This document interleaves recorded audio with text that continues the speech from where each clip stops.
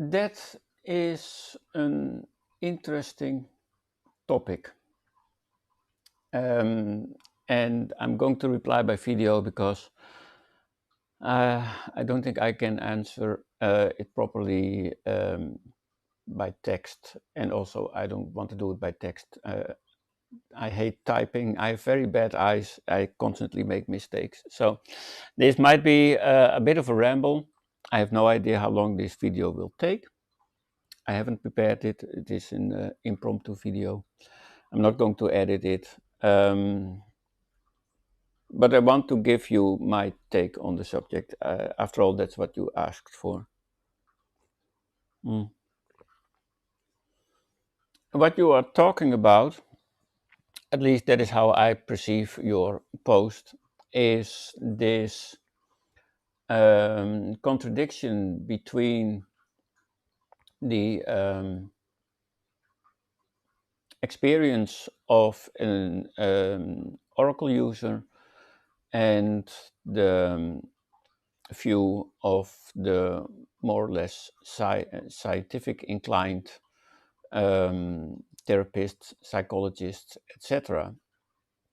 And this very thin line between what is actually meaningful and what is considered superstition.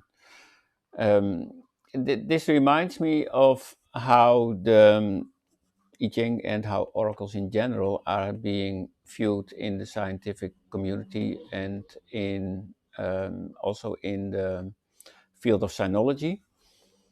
I'm well acquainted with Edward Shaughnessy, Richard Smith, Stephen Field, and other um, academics who write extensively about the I Ching and divination in China.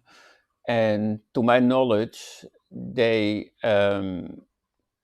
never ever use the I Ching. They never ever apply the I Ching. They know the contents of the book and its history, but to my knowledge, they never use it. And one of them, I talked to one of them a few years ago when I was in Erlangen, and I asked him if he did consult the I Ching, and he also said no, no, no, no, no. He doesn't. He didn't do that. He looked at the book from a philosophical point of view, which is fine. But throwing coins and using yarrow stalks, no, I've never ever seen one of the academics do that because that is considered superstition. That also means that when you, as a user, are going to talk about oracles and about the I Ching to these academics, it is possible that you will be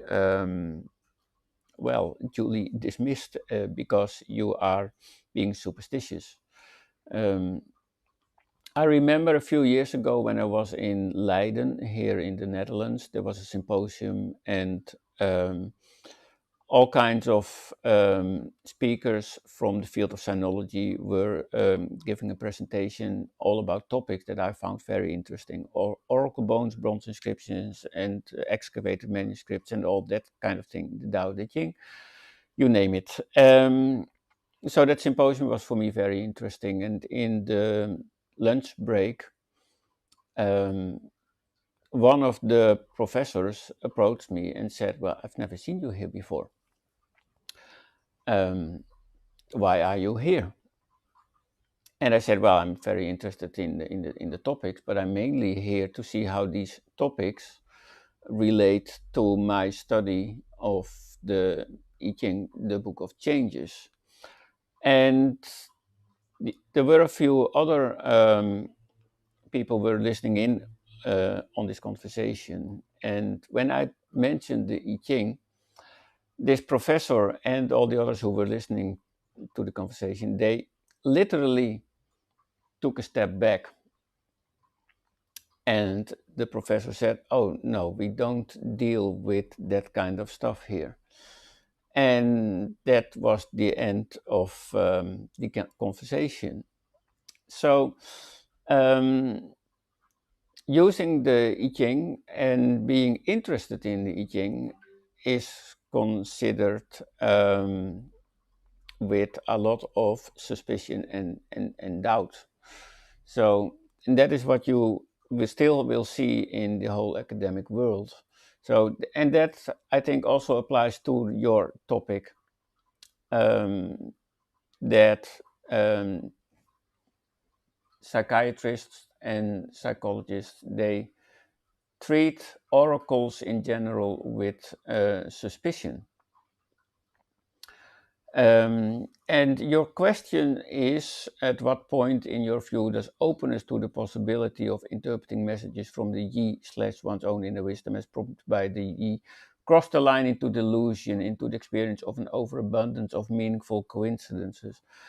Um, yeah, well, that is precisely what academics would be worried about, what the Western therapists would be worried about. And this kind of thinking, I think, shows the Western attitude towards oracles, or more generally said, meaningful chance.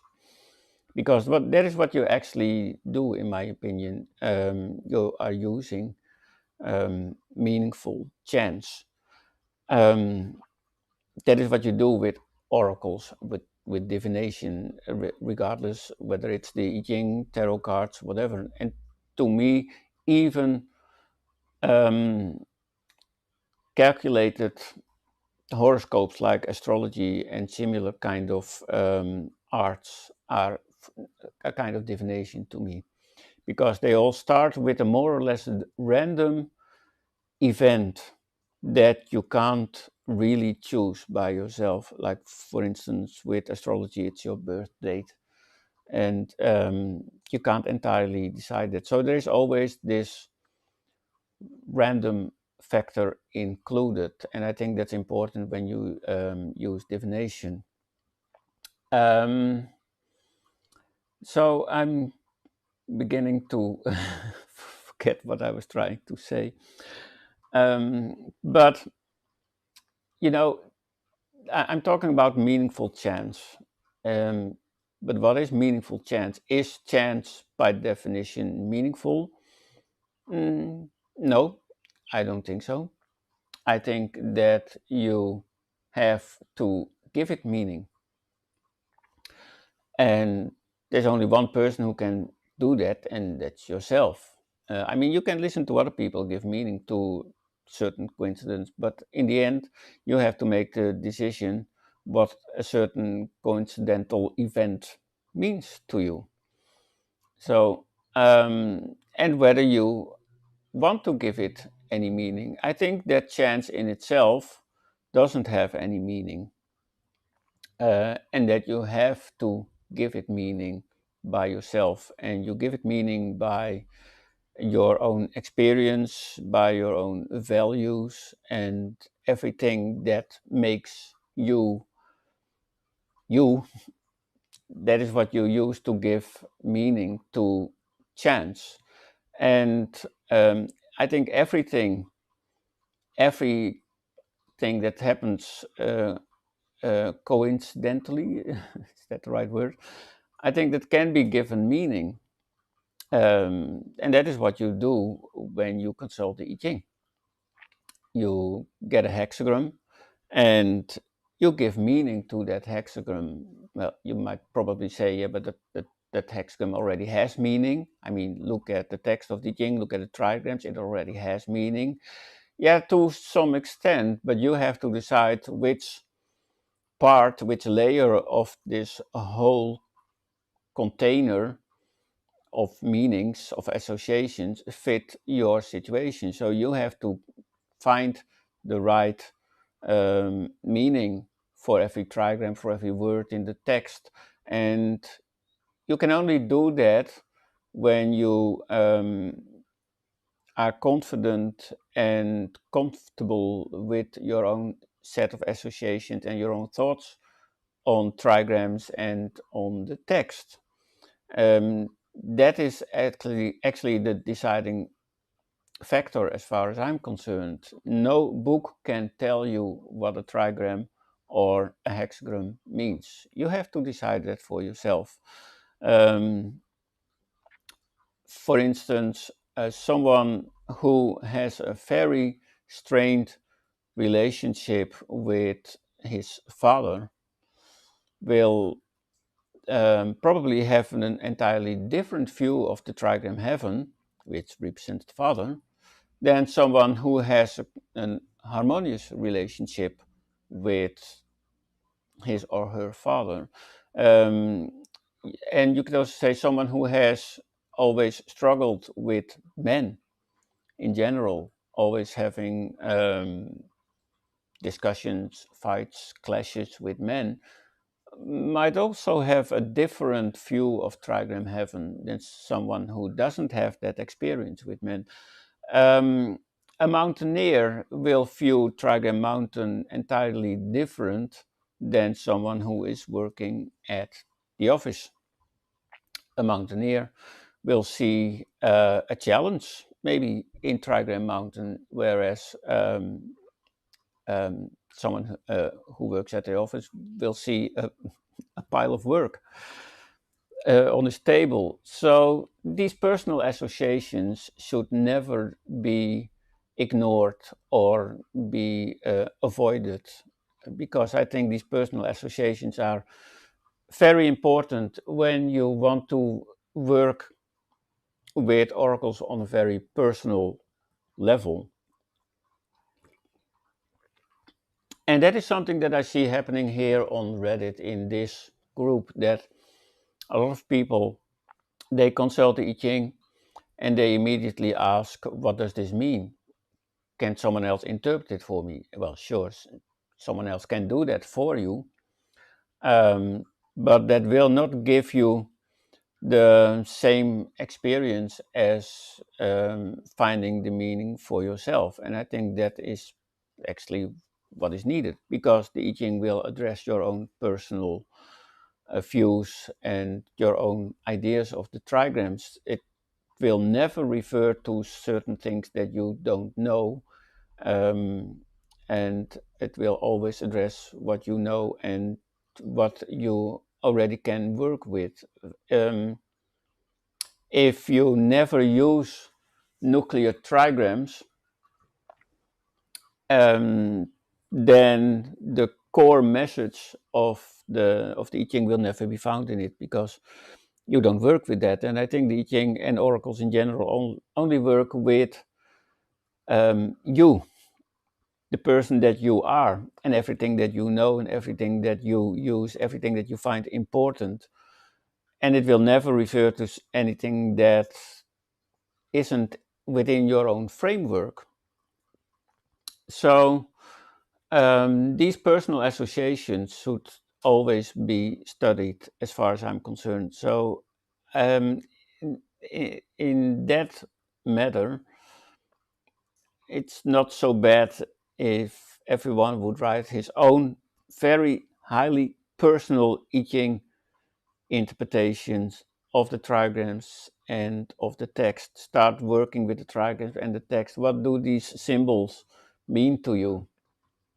And how do you relate to these symbols? Which words in the text, regardless of the translation that you are using, which words do you feel comfortable with? Which words scare you? And with every part of the answer, you should preferably be able to say, that's interesting. So look at the answer as objectively as possible.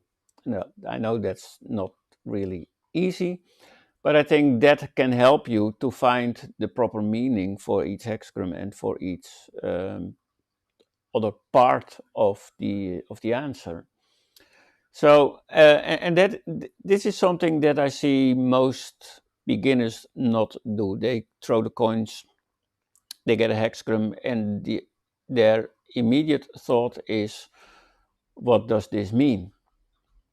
Whereas I think the proper first thought should be, what is it saying to me? How does it speak to me?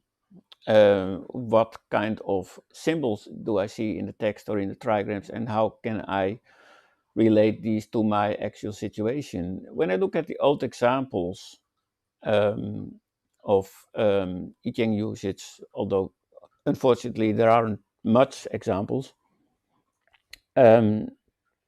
what I see is that they often try to make the symbols from the trigrams, the associations, as concrete as possible. When they have trigram Earth, they might say, well, that's trigram Earth, and that represents the people in your situation. Um, and it can also say, well, this text talks about a card that can't be driven anymore. And so, and that also represents the people, or it represents someone who could help you progress in your situation, but he is stuck and he isn't able to help you. Well, you name it. They try to find each symbol, each part of the text, each word of the text as concrete as possible in the actual situation. Whereas we in the West, we tend to stick to a more metaphorical approach where we try to see trigrams as emotions or certain feelings or more abstract kind of notions, which is fine, but I think it also helps to see where, if you can see, to research if you can find each part of an answer really in your situation. Um, and that is how you give meaning to chance. And that is how you personally give meaning to chance. And that is something that I think everyone should do. Find your own personal associations and be confident about them. Never think this sounds too easy. It can't be that simple. That's something that I often hear. Yeah, the answer is so straightforward. It's so direct. It makes so much sense. It can't be that easy. Well, yeah, it can be that easy. So that's what I think everyone should do. Um, find out how the oracle is speaking to you um, before you actually start throwing coins.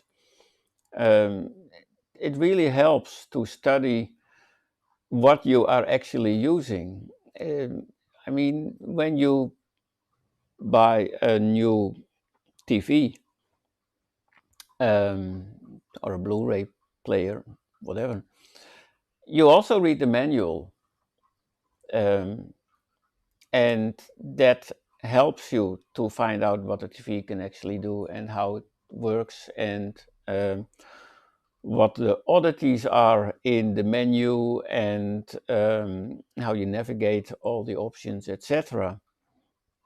At least that's what I always do. You can also immediately jump in and see what each option means for yourself in the menu of your TV and see what comes up. But then there's a great chance that you will not arrive at the best settings for your situation, for how you want to view your TV and the series and etc. So reading a manual, understanding what you are actually using can be really helpful. And that I see that most students, beginning students of teaching, don't do that. They immediately start throwing coins and they think that because it's an oracle and it's a book with text, that it will immediately make sense. Well, I think by now we know that, especially when you consult the I Ching for the first time, it doesn't always immediately make sense, which should also make you think, because most beginners, most people who post their consultations here on Reddit, they seem to say, I don't understand it. What does it mean? And I think, well, take a step back. Why would an oracle like the I Ching give you an answer that you are not able to understand? That wouldn't make sense, because an oracle would never give you something that you don't understand. So you can ask yourself, this is interesting, why can't I see the meaning of this hexagon? Why can't I see what this meaningful chance is trying to tell me? Because every answer of the I Ching makes sense and is relevant to you and your situation, and it contains exactly what you need, no more, no less. If you can't accept that is what an oracle do, then you really have a problem, because then you have created this room for doubt to ignore the answer of the I Ching, and say, well, you know, maybe I didn't phrase my question right. Let's consult the I Ching again, and then you use all these fire exits to um, um, prevent you from that prevent you from seeing what the oracle is actually trying to tell you. So when you use an oracle, I think you have to acknowledge that the answer that you get from the oracle is the best answer that you will ever get. There is no better answer. That's the answer that you get, and that's the answer that you have to work with, and that's the answer that will have meaning to you. What kind of meaning? Well, that is when the interesting thing starts. That's when the journey actually starts. That is something that you can explore. Where when the oracle talks about the genes, the superior man, where is this guy? Is it a guy? You can ask critical questions about each part of the answer, and start working with that, and try to give each part of the answer its proper place in your situation.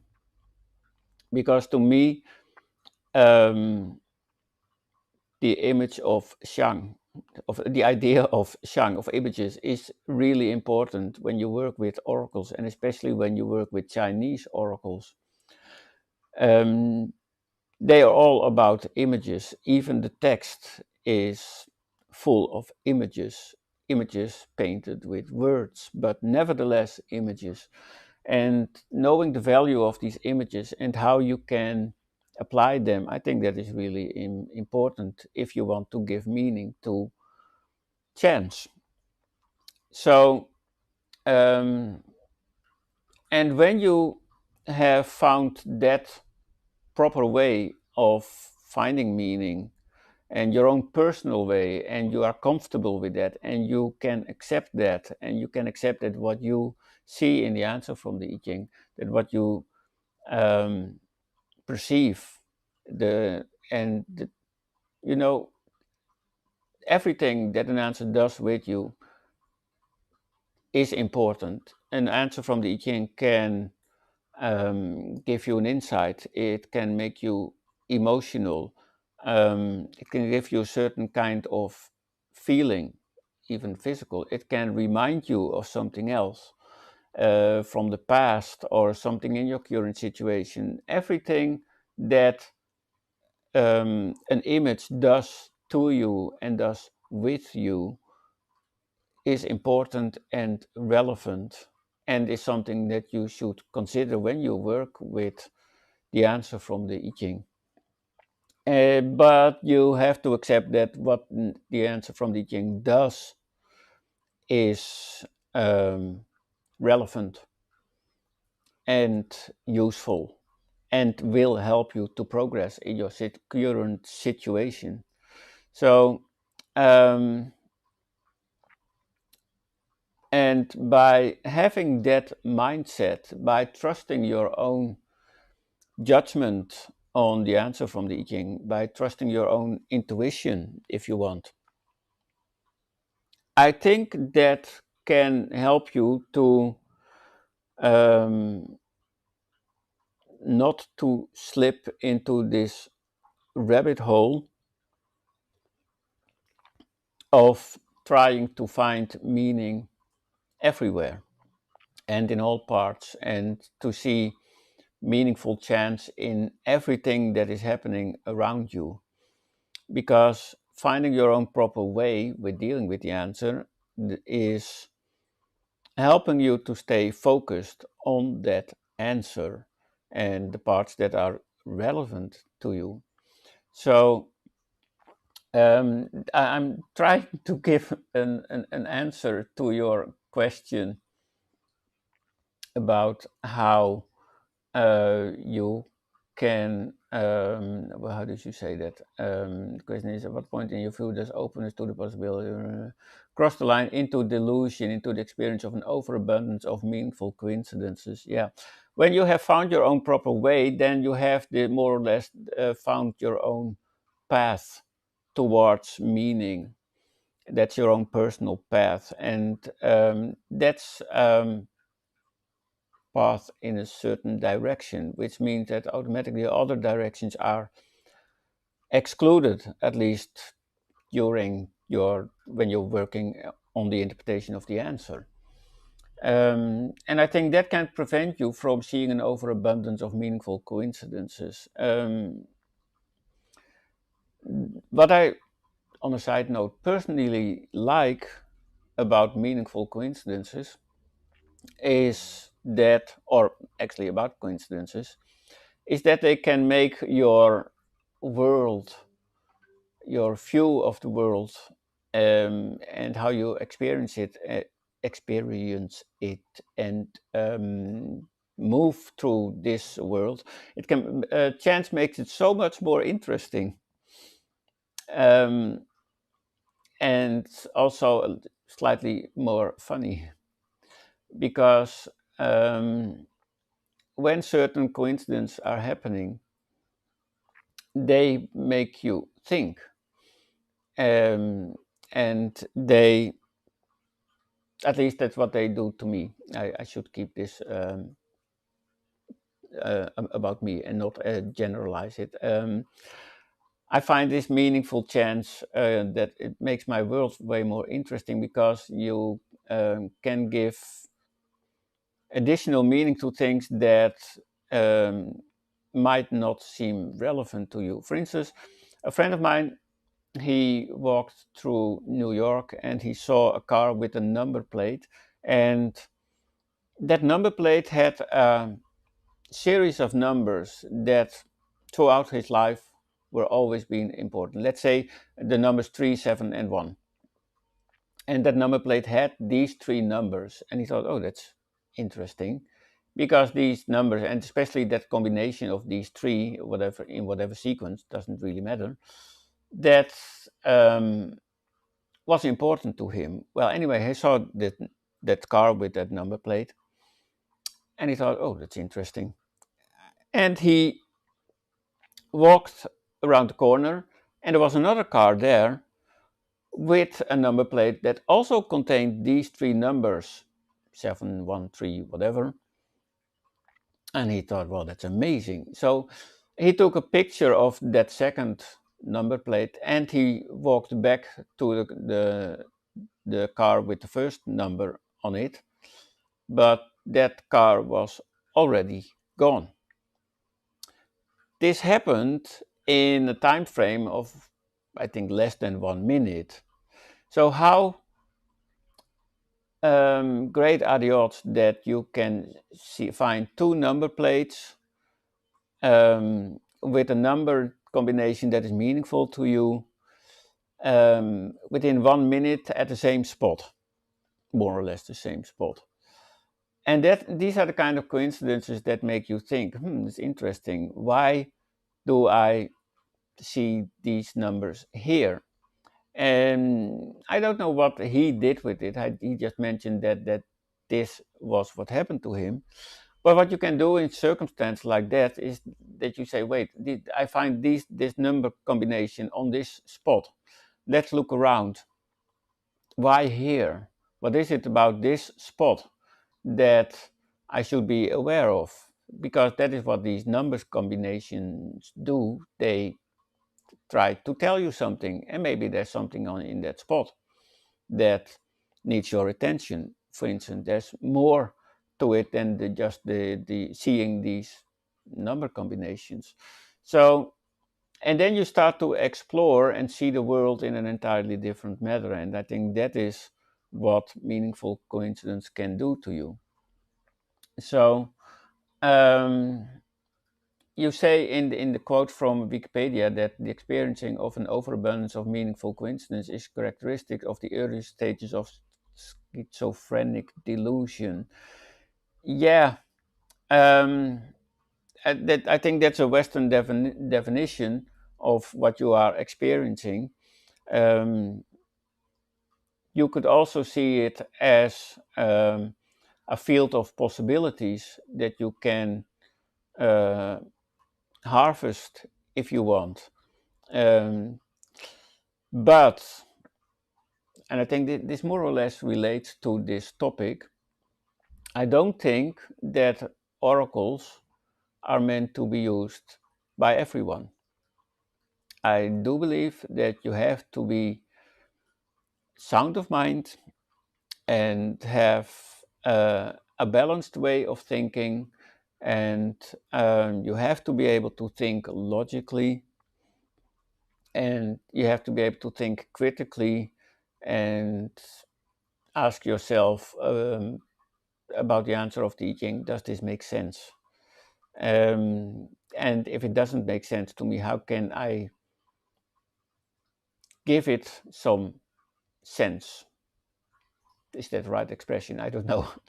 But I think that is important, that you have to be able to, in a more or less objective way, look at the answers from an oracle.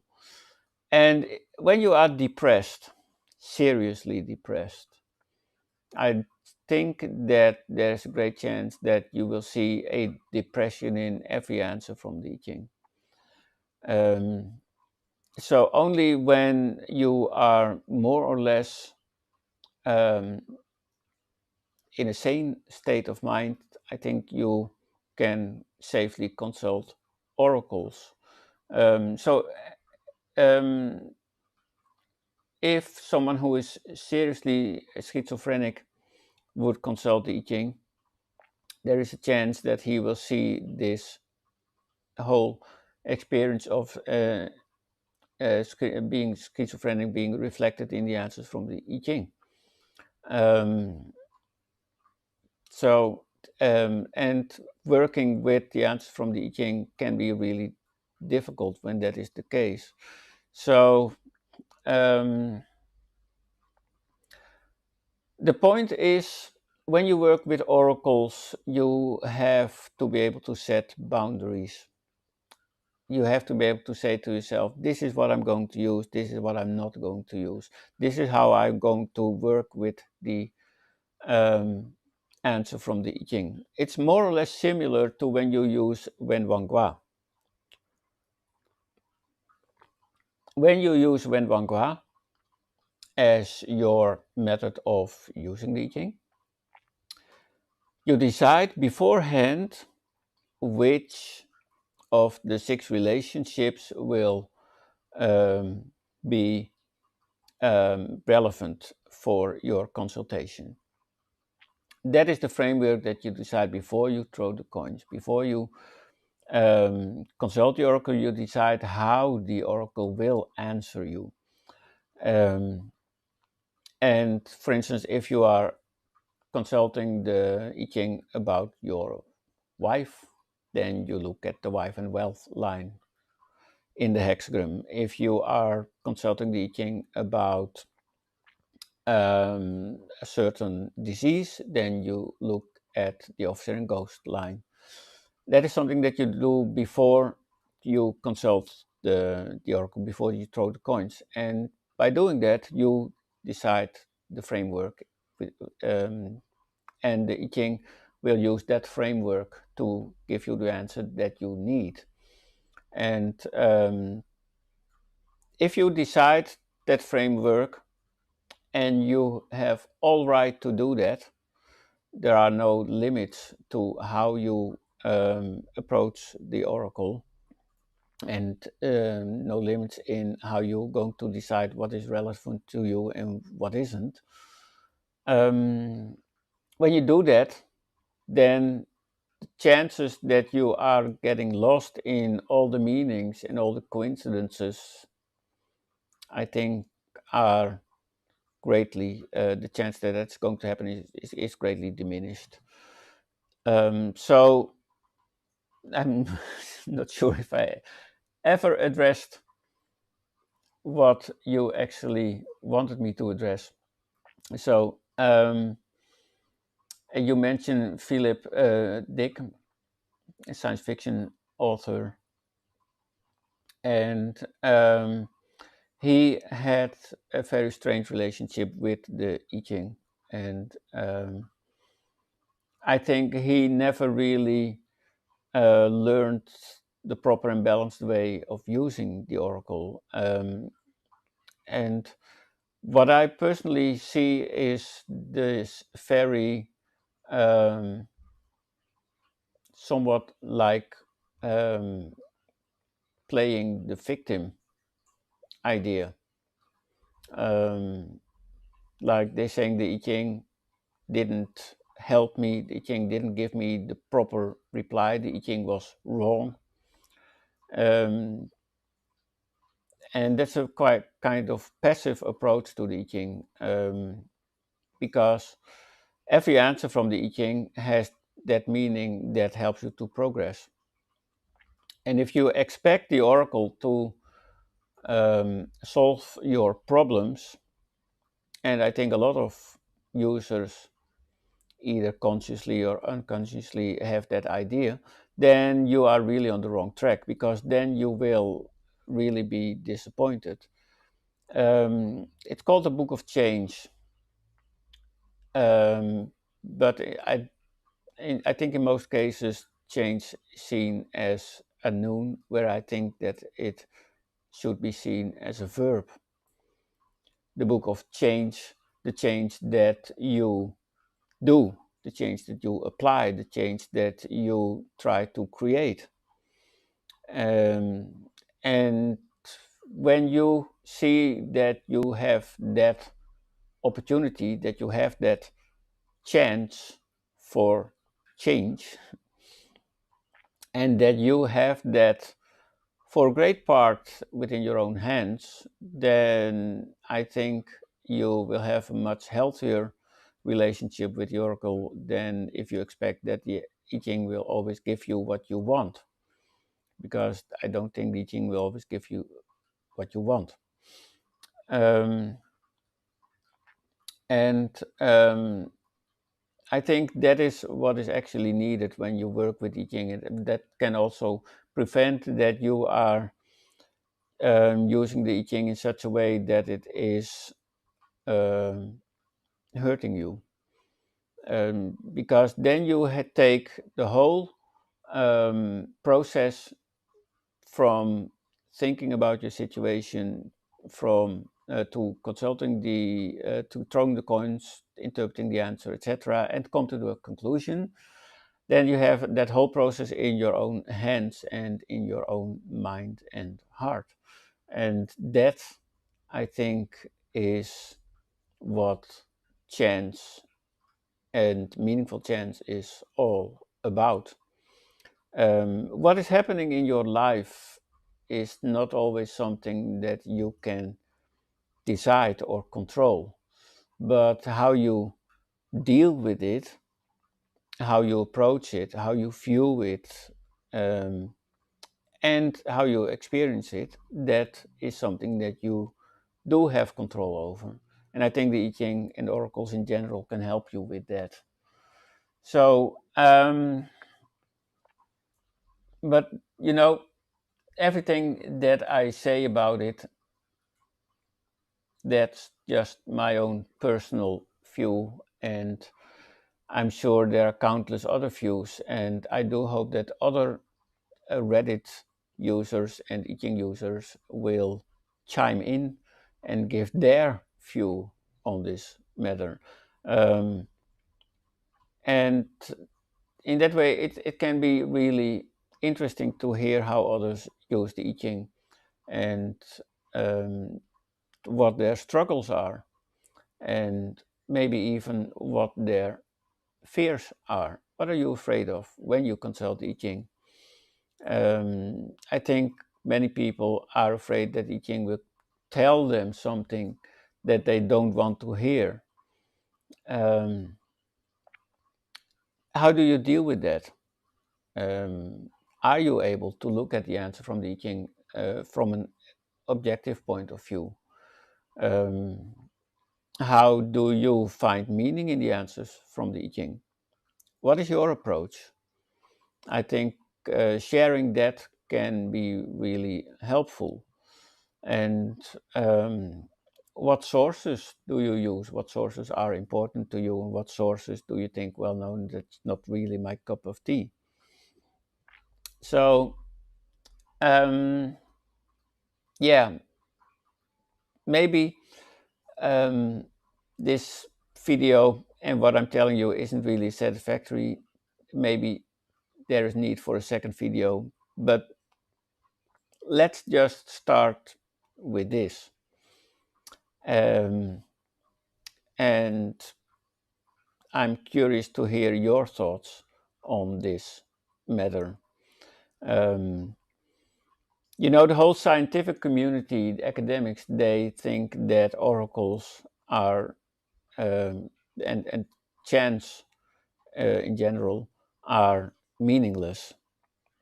Oh, that answer it is provided, generated by chance, therefore it is meaningless. And in China, in ancient China, they always had this idea, well, the answer stems from chance, from coincidence, and therefore it has meaning, which is an entirely different way of viewing chance and working with that. Um, and I would never be bothered by what academics think about using oracles. I don't think that's important. Um, what is important is how are you using oracles? And um, this may sound like blasphemy in this community, but um, you can have a really good life without using oracles. There are so many people who don't use oracles and they are happy. So, to me, it's an oracle is just like a can opener. Um, when you need to open a can, you open the drawer in your kitchen, you take out the can opener, you open the can, and you put the can opener back in the drawer. And I think that is how oracles can be used and how many meaningful chants can be used. It can be used to your advantage, and when you don't need it, you just put it back. When I am in need of a certain bit of information, when I think, I'm stuck, then all I can do is say, well, let's see what happens. And give chance a chance. And sometimes nothing happens, and I think, oh well. But sometimes something interesting happens, which can be really small, something insignificant, like a pen dropping on the floor, or a colleague sneezing. But these are the kind of simple things that you can give meaning and that can help you, because even when a pen drops to the floor, you can try to find out, well, I was looking for some kind of information, I needed some input from outside, and now this pen drops. What kind of pen is it? Does it have some sort of name on it? Is it one of these pens from a company? What's the name of the company? What's the color of the pen? Where did it actually drop? Where did it drop from? What was the last thing that I did with this pen? What was the last thing that my colleague did with this pen? There are always ways to explore a certain event, and working with coincidence in that way, in my experience, can be really fun. Okay, I think I should stop rambling. I think this video is already way too long. What does it say here? Oh, 45 minutes. Oh my God. Well, anyway, I'm not sure if this is useful, but this is my take on the subject for now, and looking forward to your replies, either by text or by video or otherwise. Thank you. Bye.